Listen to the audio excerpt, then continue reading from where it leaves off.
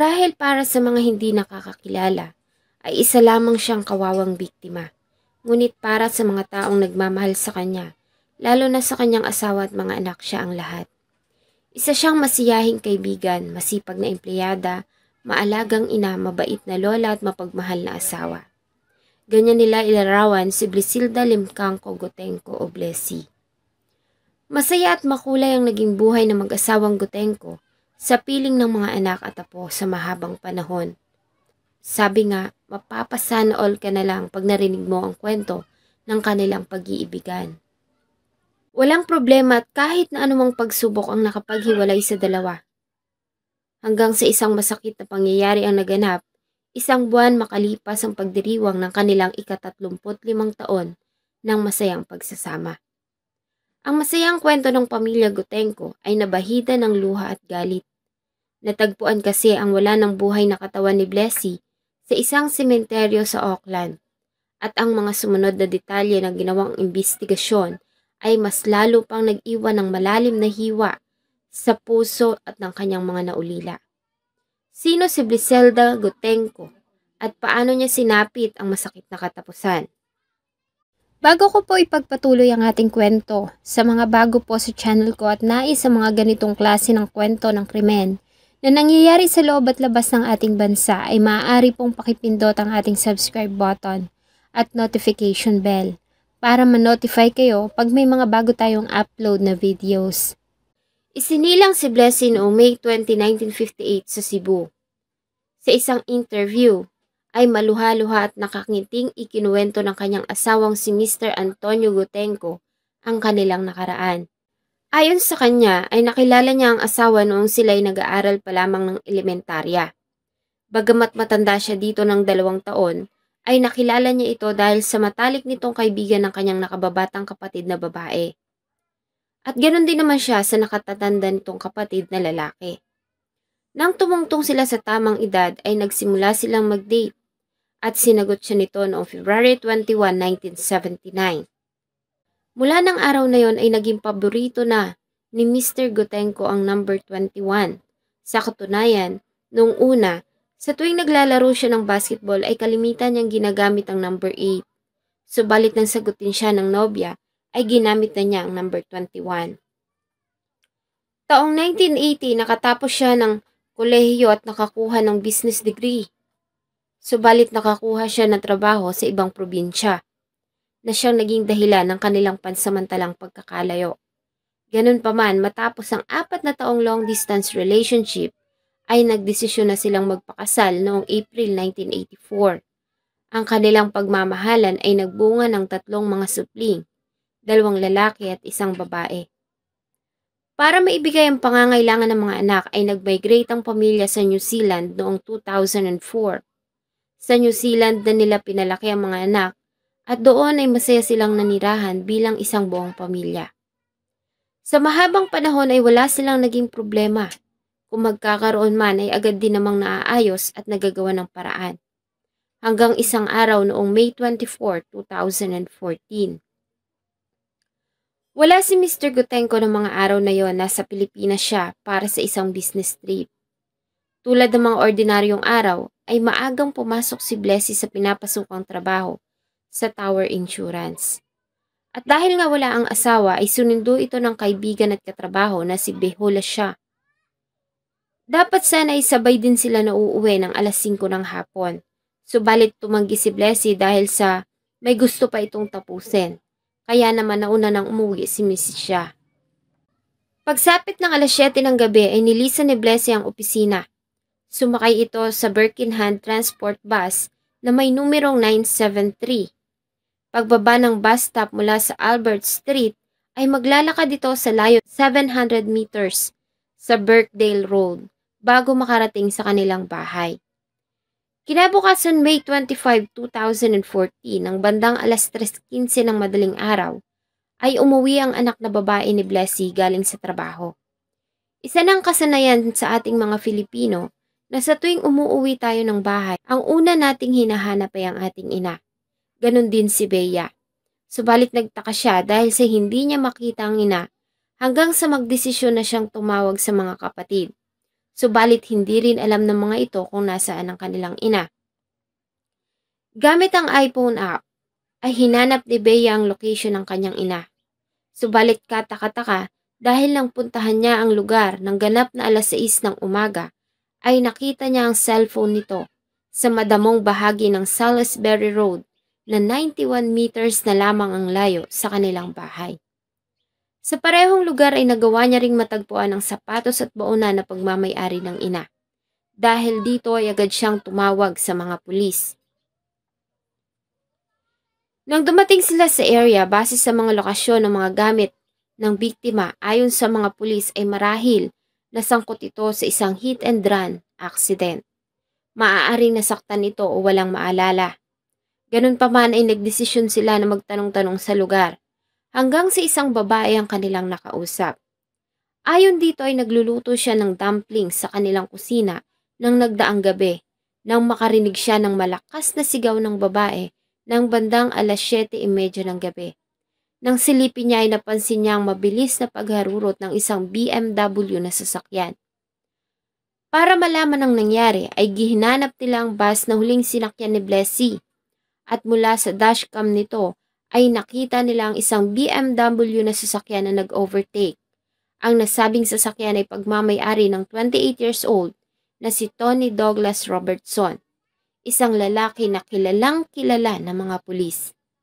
Sino si Tony Douglas Robertson at ano ang kinalaman niya sa nangyari kay Blisilda Gotenko?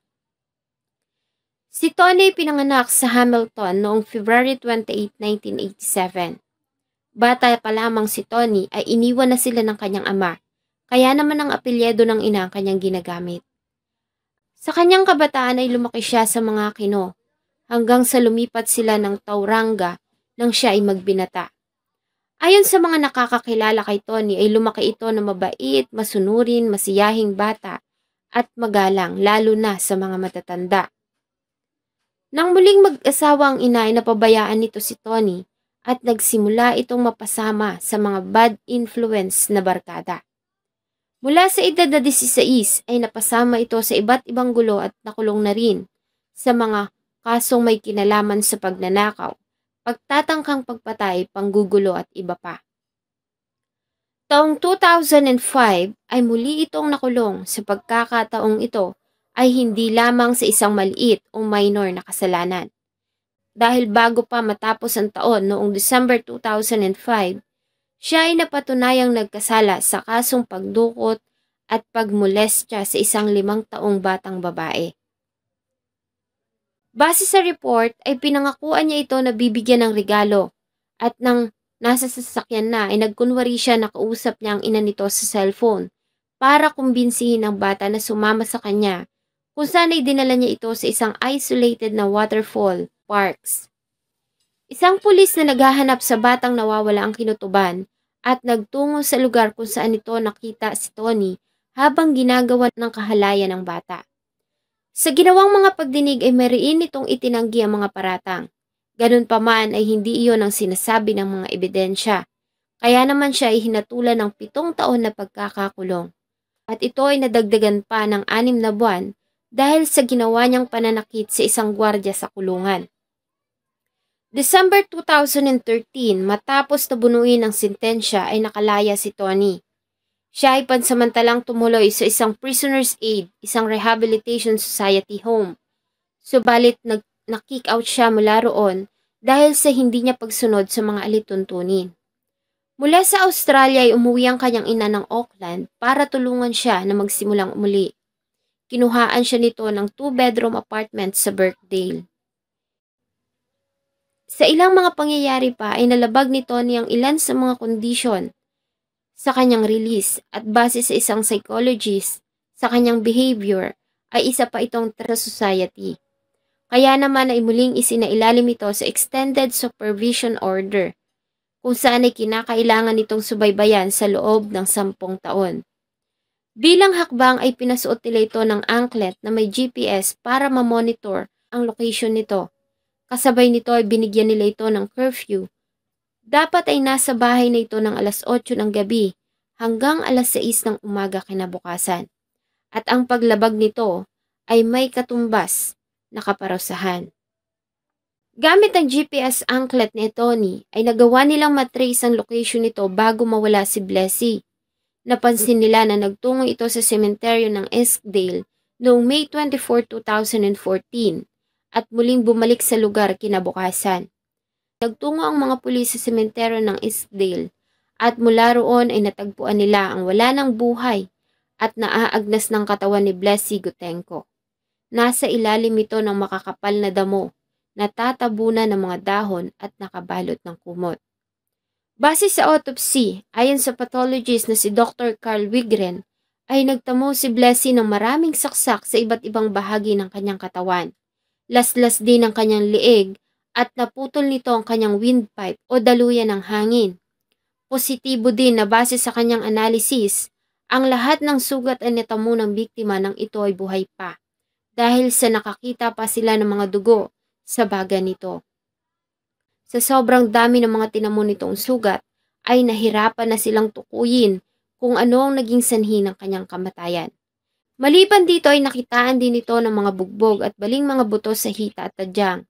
May basag at nawawala din ang ngipin nito. Base kay Dr. Wigren ay malaki ang posibilidad na mabubuhay pa ang biktima matapos na mabangga ito ng sasakyan kung nalapatan ito agad ng lunas. Maliban dito ay nakakita din sila ng mga similya ni Tony Robertson sa katawan ni Blessy. Dahil dito ay inaresto ng mga pulis si Tony Douglas Robertson sa kasong pagpatay at panggagahasa kay Blisilda Gutenko.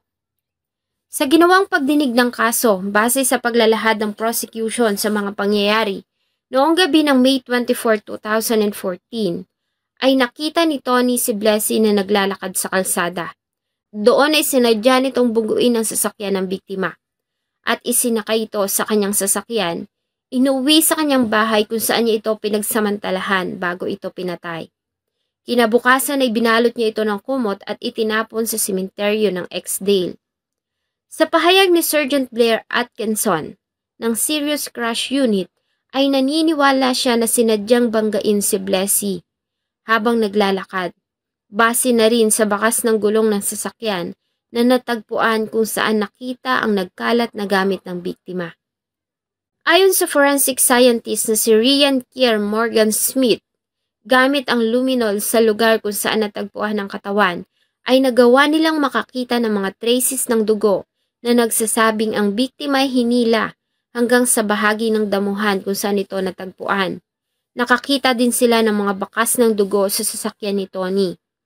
Sa pagsunsun sa mga bakas ng dugo ay nagawa nilang matagpuan ang ilan pa sa mga gamit ng biktima na nakabaon sa likuran ng apartment ng suspect. Kabilang na roon ang isang kutsilyo na may mga traces ng dugo ni Blessy. Ayon naman kay Detective Page, sa ginawa nilang pag-iimbestiga sa sasakyan ni Tony ay napansin nila ang ilan sa mga kahinahinalang bagay. Gaya na lamang ng nawawalang passenger seatbelt nito. Ayon sa kanya ay halos 1 metro ng seatbelt ang pinutol.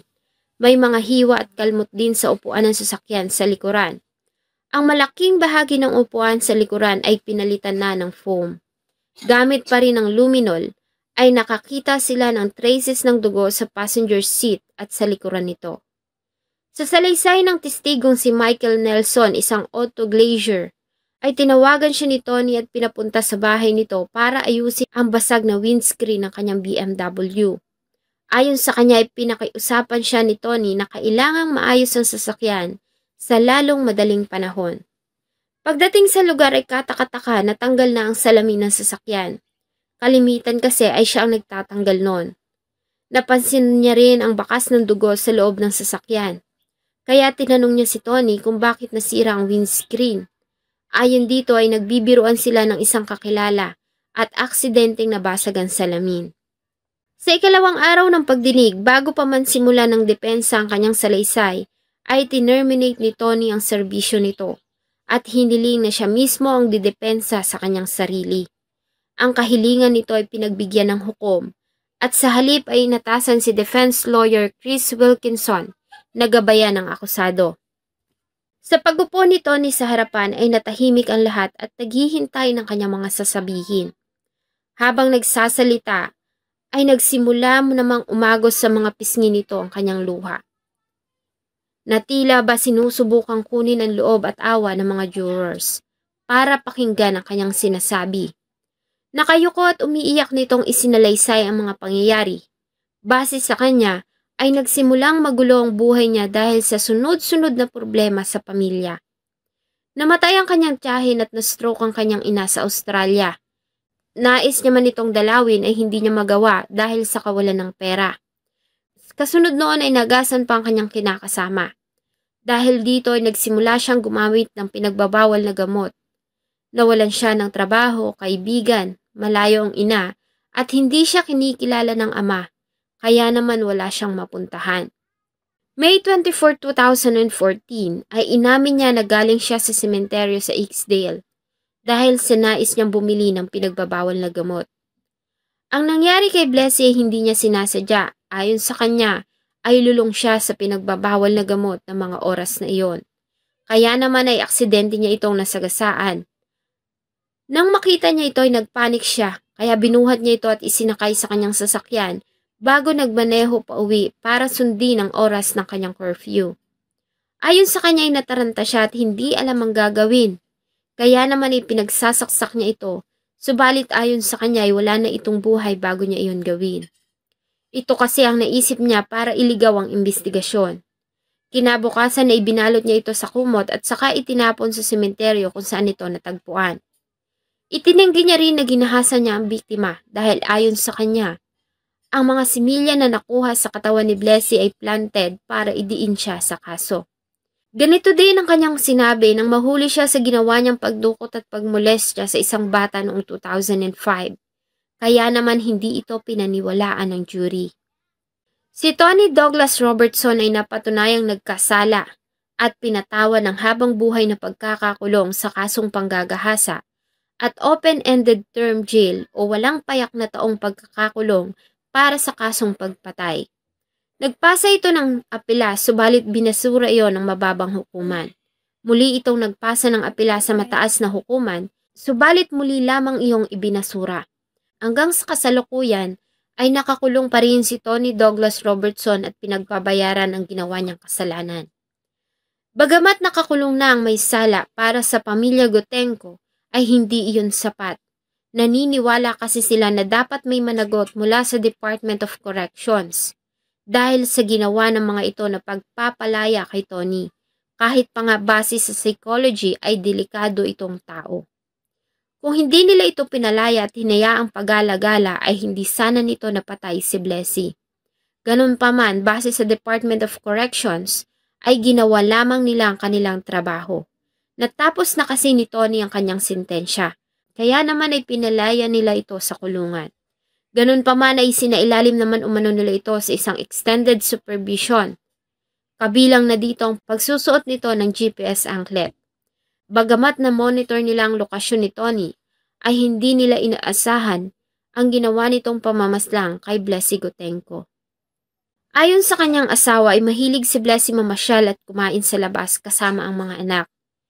Isa sa mga paborito nitong lugar ay ang Hamilton Garden. Para sa kanila, si Blessy ang ilaw ng kanilang tahanan. At sa pagkamatay nito ay para na rin silang nabubuhay sa kadiliman. Ito kasi ang nagmistulang pandikit na nag-uugnay sa kanilang lahat. Para naman sa ina ni Tony ay hindi siya naniniwala na magagawa iyon ng anak. Hanggang sa huli ay naniniwala ito na inosente ang anak at patuloy niya umano iyong paniniwalaan. Sa kabila ng mga ebidensya at pag-amin nito sa harap ng hukuman. Isang ina na inagaw sa kanyang pamilya at isang ina naman na pinipilit na paniwalaan ang isang baluktot na katotohanan. Salamat po sa inyong patuloy na pagtangkilik ng atin pong mga videos. Huwag niyo pong kalimutang mag-iwan ng saloobin at suggestion sa atin pong comment section. Sana po ay samahan niyo po ako muli sa susunod pa nating mga episodes. Thank you so much po and see you in my next video.